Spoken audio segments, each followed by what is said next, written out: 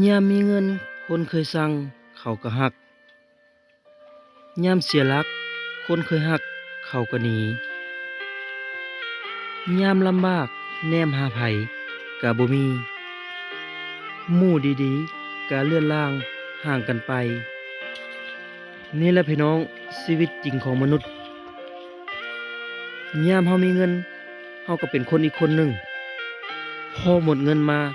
เฮาก็เป็นแค่หมาตัวหนึ่งก็แค่นั้นเอง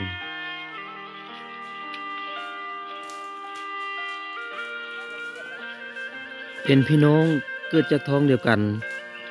ให้เบิ่งแย่งกันในยามลำบากยามมั่งมีก็อย่าอิจฉากันอย่าเห็นคนอื่นดีกว่าพี่น้องที่เกิดรวมท้องกันมาสิทุกข์สิยากปานใดสิสร้างกันปานใดสิเครียดกันปานใดก็อย่าตัดญาติตัดมิตรให้เบิ่งแย่งกันเพราะสุดท้ายแล้วเหลือแต่พี่น้องนี่แหละ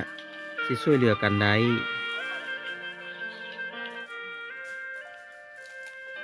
พังเอาเด้อพี่น้องคำว่าอายเอ่ยน้องย่อมดีกว่าคนอื่นเสมอคนอื่นดีกับบ่ซ้ำพี่น้อง10กลางบ้าน20ท้ายบ้านกับบ่ซ้ำพี่น้องกันเด้อเลือดย่อมเข้มข้นกว่าน้ำอยู่เสมอความสุขของพ่อแม่ก็คือเห็นลูกถูกต้องปรองดองกันความทุกข์ของพ่อแม่ก็คือเห็นลูกผิดกันมีบุญวาสนาจึงได้มาเกิดร่วมท้องพ่อแม่เดียวกันพาเพิ่นแต่งแทนเพิ่นสร้างจึงได้มาเป็นอ้ายเอ้ยน้องกันผิดน้อยก็อย่าเก็บใส่ใจผิดหลายก็ให้อภัยกล่าวคำขอโทษกันอย่าโมโหโตสูโลภมากโลภาอยากได้แต่คนเดียวให้ช่วยกันสร้างช่วยกันสาและยุดยืนความสำเร็จให้กันและกันผู้เป็นเอื้อยก็ให้เกียรติเมตตาและความอบอุ่นผู้เป็นน้องก็ให้เกียรติและเคารพซึ่งกันและกันสายเลือดตัดจังใดก็บ่ขาดให้ฮักแพงกันไว้คือไม้กับเครือให้ช่วยเหลือกันไว้ในยามลำบากให้ตักน้ำใส่ปาก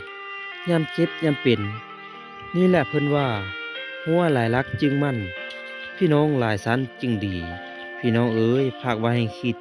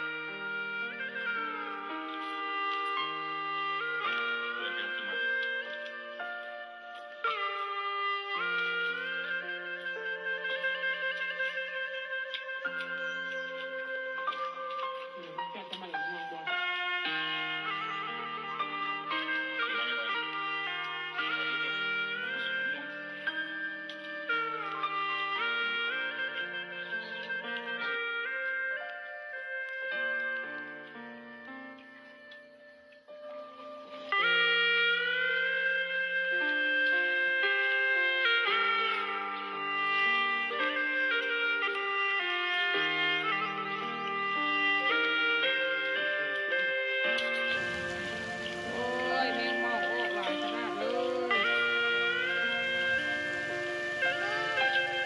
โอ้